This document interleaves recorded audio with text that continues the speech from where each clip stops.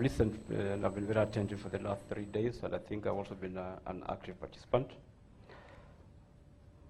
I essentially came here wearing the hat of the Kenya Editors Guild. As you may know, the editors are the gatekeepers of the media. Mm-hmm. Louder. They are the gatekeepers of the media. They decide what goes in and what does not go in.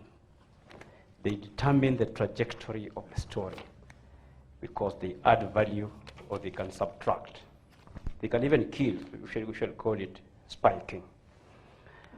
But I would have just, this is basically what I want the takeaway on behalf of the guild, of the Editors Guild. We accept and we agree that there is a handicap in terms of training and understanding of the complex issues such as the ones that we have discussed in this particular 3-day conference.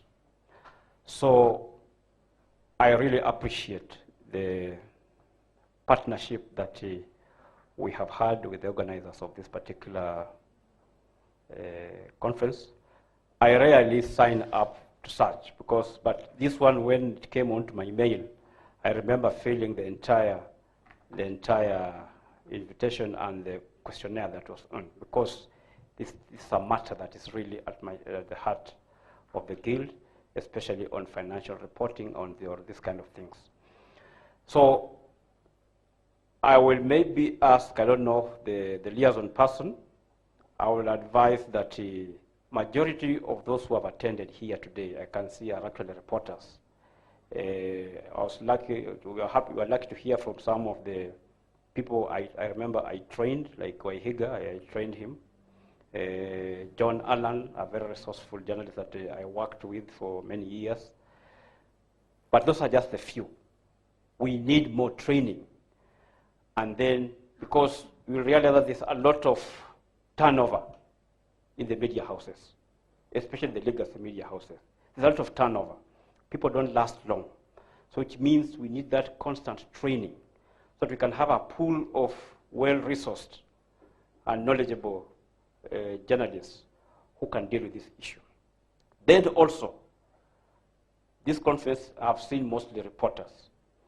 I would suggest moving forward, if time and maybe resources allow, can we have such a meeting or such a conference with the editors? Because editors also, they make very far-reaching decisions, but sometimes those decisions are made out of lack of proper knowledge. So they also need that kind of training. So perhaps if you could reach out to the Kenya Editors Guild through mechanisms that I can suggest to you, and then maybe that's maybe my recommendation for today. Thank you. Thank you very much. I have seen a question here.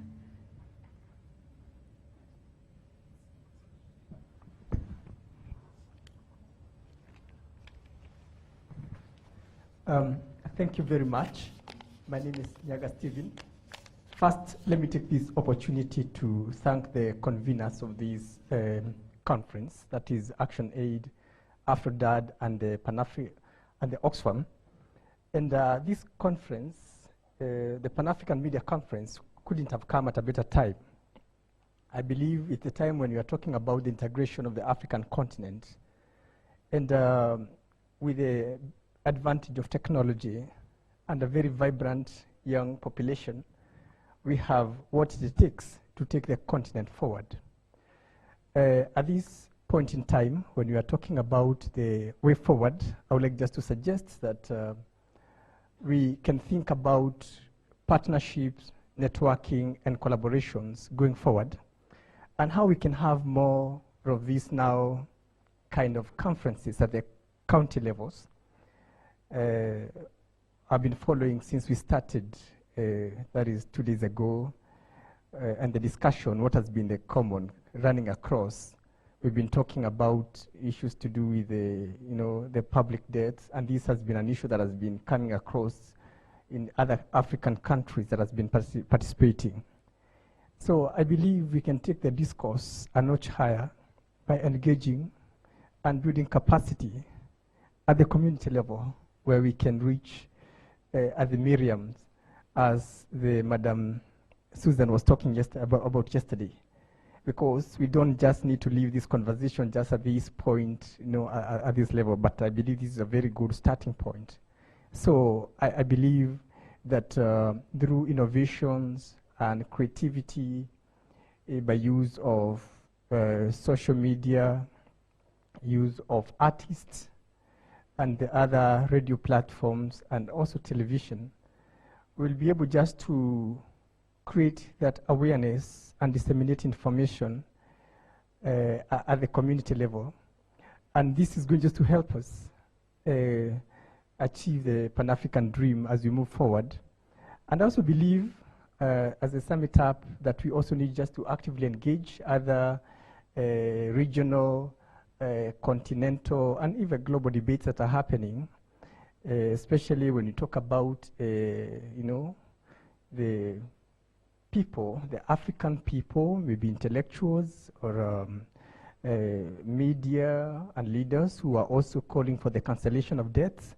We need to join that conversation in a very constructive way, so that at least we are able to safeguard our interests and our future.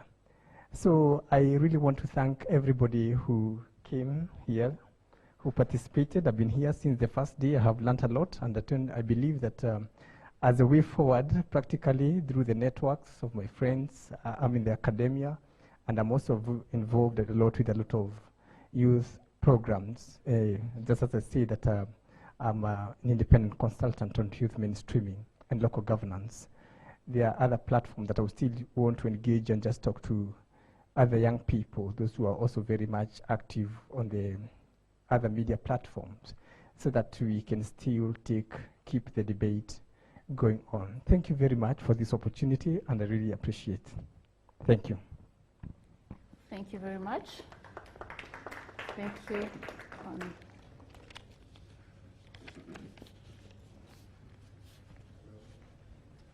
Hello. Good evening to each and every person who's seated in this room and the ones following us virtually. My name is Mulure Mike. I'm a founder and director of an independent media production company called Black Boy Media. We deal so much with young people. And I think as I've sat here over the last 3 days, one of the first things I'd like to do is to thank the people who is together. I think that has been said. But in a very special way, listening to people from different parts of the continent has really given hope that all of us are going through the same challenges. All of us are acknowledging that there is a problem. All of us are accepting that journalists have a responsibility to tell these stories. But we are also aware that there are risks with the profession of journalism. But I think one of the key things I'd want us to leave this place is what happens next, because all of us are singing the same tune. All of us are saying the same thing. This debt situation needs to be addressed. And unless the citizens become louder and push their leaders to be more accountable, we will keep having these conversations for years to come. So my quick 3 points were like, Africa is a very young continent, looking by the age of the population. It means as the debt increases, the generations that are coming from behind us become more burdened. And it's high time they took part in the conversations that we are having here.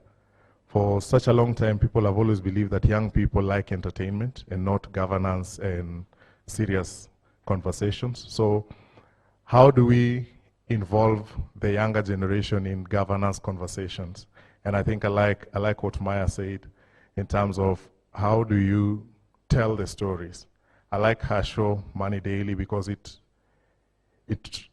took us from the traditional stock market conversation on business news to the day-to-day life of an ordinary citizen, on how is that business conversation affecting your life. And I think that the same way we need to break down this story on debt and sustain it in a way that it will become a personal responsibility on each and every citizen of this continent.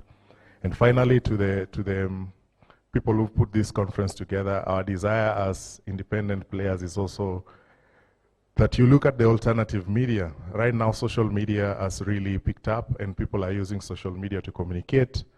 A lot of entertainers have emerged, especially since COVID, where a lot of our populations discover that there is so much content online. How can we take advantage of that to also push this governance and conversations such as this ahead? And finally, I'm hopeful. I leave this place hopeful, looking at the entire African continent, reading from the same page, talking about the same thing. And the challenge we give each other as journalists is, what do you leave this place with as an individual?